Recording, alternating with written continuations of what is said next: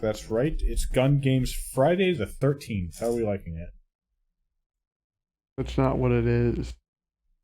Andy, we told you not to do this in the break. Yeah, we actually asked you not to. Well, unfortunately, we don't record the break, so there's no evidence of that. We actually do. Let me set the record straight then, because it was not Friday the 13th. It is another horror franchise you may be familiar with. Killer. I am Yes, familiar I'm with talking it. about the Texas Chainsaw Massacre. Oh, this is Killer. Oh. Okay. Yes, that one. Are you guys playing that through Game Pass? So this is a asymmetrical game based off of exclusively the first movie, because that's all they have the rights to. 70s I was gonna say, one. so they only have the rights to the first one. It's a. Well, immediately you're thinking, how is it different from their previous games, Friday the 13th and Predator? I don't know what it was called. Hunting Ground, I think. And so this one is 3v4 as opposed to like 1v7, 1v8, and those other games. And I think it's all the better for it. And this game's sick as shit. It's sick as shit. In the two teams, you have the family, consisting of the hitchhiker, Leatherface, and the cook from the original movie, as well as two original characters they had to make up. Sissy, who is a psychopath lady who has like some sort of poison perfume she can spray around and mess with your screen, and Johnny, who is a serial killer who has tracking abilities. And I don't know exactly. I didn't look too into it. They said they created these characters using like background lore from the original trilogy. So maybe somebody else who knows or watched the movies, maybe they are somewhere in their name or something. I don't know. But, did they invent them just for balance purposes? Yeah, well, I think because, like I said, so when you're playing the family, you're three characters. One of them has to be Leatherface because he starts in the basement, with the victims. Yeah, and I think they put those characters in there, just for more play styles. The way I kind of see it or break it down is that you have the cook and Johnny. They're kind of like your tracker characters. They can kind of scope out where the victims are on the map and kind of make it easier to pinpoint the locations.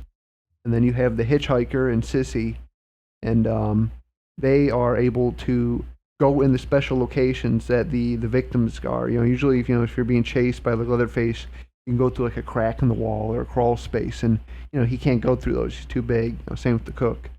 But yeah, the hitchhiker and Sissy can't. So they're kind of like your chasers, And then Leatherface is just your swinging murder guy. He doesn't really have a counterpart right now.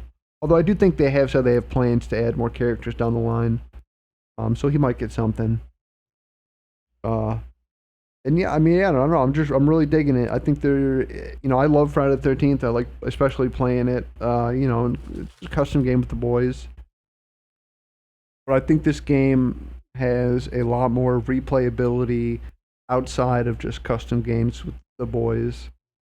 I think there's actually like a pretty good layer of strategy for both playing the victim and the family. Sick. I could see, cool. And it's on Game Pass right now. First of all, let me say that, so anyone who's interested, throw your $1 down, your $10, definitely give it a try. Is that where you guys are playing it? I have it on Game bought Pass. it. Greg has it on Steam. Oh. I actually, now looking at it, I would buy it. I have no problem paying the money for it. I probably will eventually if it goes off Game Pass. But, it does have cross-platform. So right now, I have leveled up. Yeah, well, that's another thing, too. So, yeah, on the Xbox, I've leveled up my character to the point where I don't want to restart, like on Steam. Different counts. Can you transfer? I feel like in a lot of games, you could usually transfer, like, your... Yeah, but it's like a different, like, name, It's like on Steam, I'm, Feathers McGraw or whatever. On Xbox, I'm, Ripclaw or whatever. I mean, there might be a way. But, yeah, there's just like a... It's not too complex, but there is a level up system, and this is like a skill tree. You can kind of own your characters in a way you want to play. Just real quick over like the family, they have 3 different stats. They have like an endurance stat, which is like how long they can sprint or how many times they can swing without getting tired. They have a damage stats, how much they're gonna hurt the person when they hit them, and then they have a blood stealing stat. In this game, if you've seen the movies, Grandpa is like the figurehead of the family. He used to be like a mass murderer, and in this game, he's on the maps, but he plays the role of like a beacon or a radar. If you hit a victim or just around the map, there are like these little blood pools. You can collect blood and feed it to Grandpa. And as he levels up, he like lets out like a scream that like highlights the victims on the map. You're trying to feed Grandpa, you're trying to catch the victim, stop him from escaping. Is that canon? That is actually canon. I googled it. It's funny. It's just it was stated in the audio commentary for Texas Chainsaw Massacre 2 that Grandpa is kept alive by drinking the blood of the family victims. And his they highlights dug for some lore for that. But anyway, so my character, the cook, I have dumped all my points into blood stealing. So like as soon as we start the game, Greg is usually Leatherface. So he's in the basement. He's always just chasing the victims down there. That's how he starts. I always go up top. I put all my points into blood stealing. So when I go to these buckets, I get like triple the amount, Kyle or Greg would. So I go around and I automatically start leveling Grandpa up. And then Kyle, he goes around, on the victim side, they usually have like 4 ways to escape. And Kyle goes around and he starts covering, putting traps down, stopping stuff. We already have like our strategy, as opposed to something like Friday the 13th where you just kind of like hear noise, run towards it, chase person down, you know what I mean? This one, you're actually working together, you're calling out different areas, you're, setting up kind of pipeline traps for the victims to walk into and get stuck in.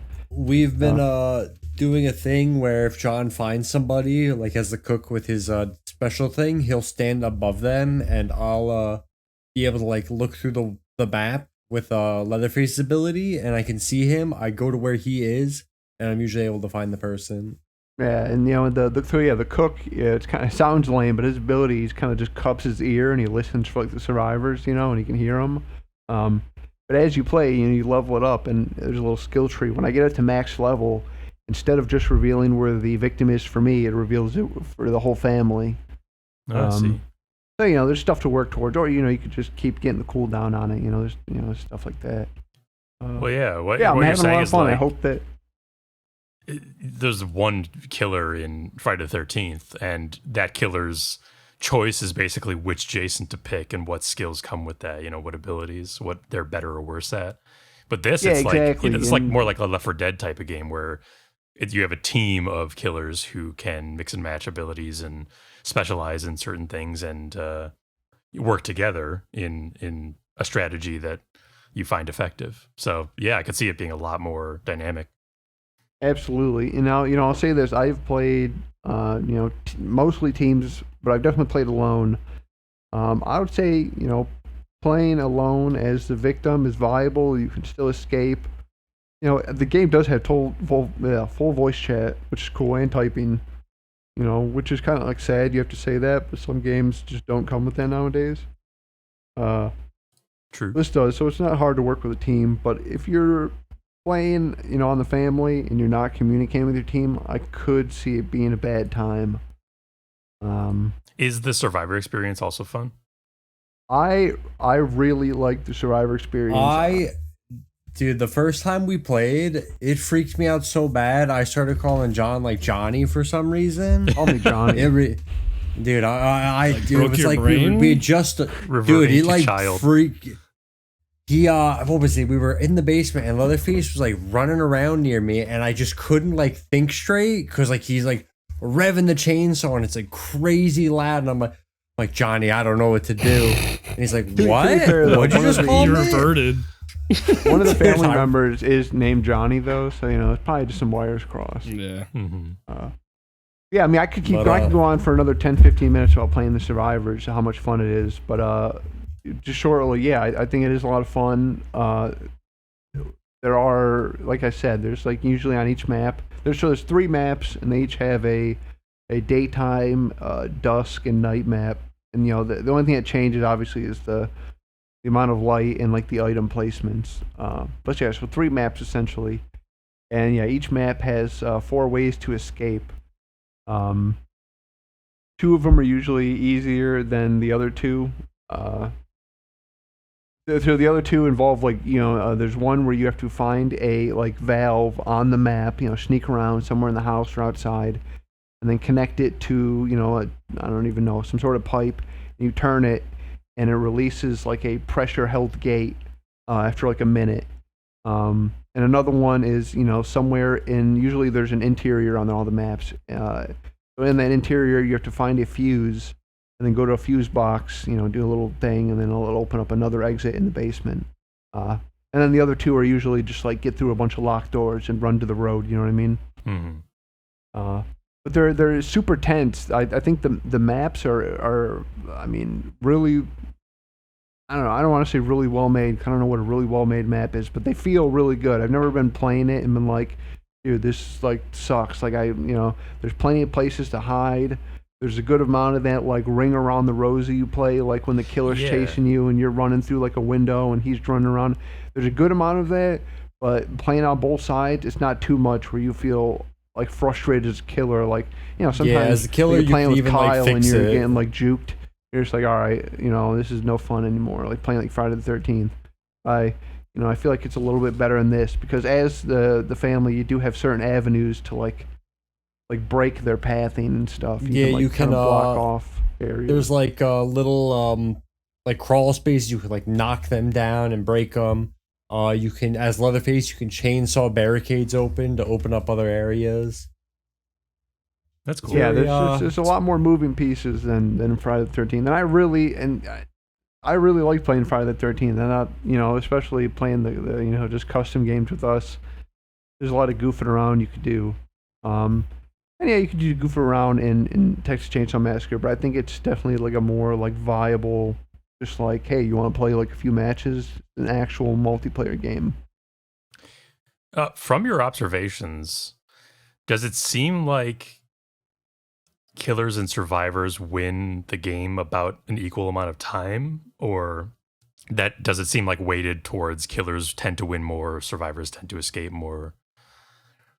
Well, so you have 4 survivors. You know what I mean? Me and Greg have had plenty, and to be fair, we're kind of in the first wave. So I'm sure a bunch of people who are just in the mainstream about this game, they're not good. But me and Greg have had plenty of matches where we have slaughtered all of the victims, just fucking crushed them. Partly because we're using communication and like they're not, and they're new to the game, and then the game's new. There have been games where no one's just been able to get out of the basement. I've just been able to kill them all in the first like 5 minutes. But I would say those are rare. They've definitely been there. But I would say, in our experience, maybe a little bit more the family, but we play the family more.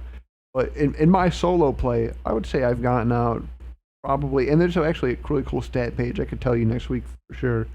I would probably say I've gotten out maybe like 4 out of 10 times, maybe even 5, maybe honestly, maybe half the time. All right. There are plenty of ways to get out. That's good. I think it feels good in that respect. I don't think that it feels good playing one or the other. Because when you can search the games, you can do quick play, and it'll search either team, or you can search family, or victim exclusively. And every time, I just say throw it on quick play because I think both sides are good to play. I don't mind at all. That's good to hear. Yeah. Yeah, I give it 2 big thumbs up. I recommend it for sure. I give it 3 big thumbs up. Wait, how many thumbs? That one thumb I took from a kid. You Gross. heard him. Yeah, that is Texas Chainsaw Massacre the game. Check it out. Okay. Oh, Vito wants to know Pass, if it's on Steam. Is there's there a like Tommy Jarvis like feature. like in Friday the 13th, when one player dies, they come back and like That's Tommy Jarvis. that's Tommy Jarvis, and they have like a shotgun. I always thought that was a cool feature. It's like, all right, well, Yeah, you know what? If you're no, the when first you one die to and get come back fucked, as Tommy Jarvis. That No, is a when you cool die, you feature, get but a when you pipe die, to the head. oh, so that's it. But I do feel like the matches are, I would say overall I don't know if they are, but they feel quicker. There's a lot more action happening. Right, so you're not Like, waiting all the forever time. if you're. You're really not. You're either like directly like hiding from somebody, like tensely, like they're fucking searching on the corner. You're like, oh shit, or you're like actively running from someone. I feel like a lot of times you're playing Friday the 13th. There's a lot of times where you're just like running from cabin to cabin, and there's like 5-6 minutes of downtime where nothing's happening. I find that it's not the not the experience. Well, I'll definitely be playing because I like I said, I really recommend it. We're gonna play it, Kyle, after this maybe if it's not too late. I'll stream it, show you guys.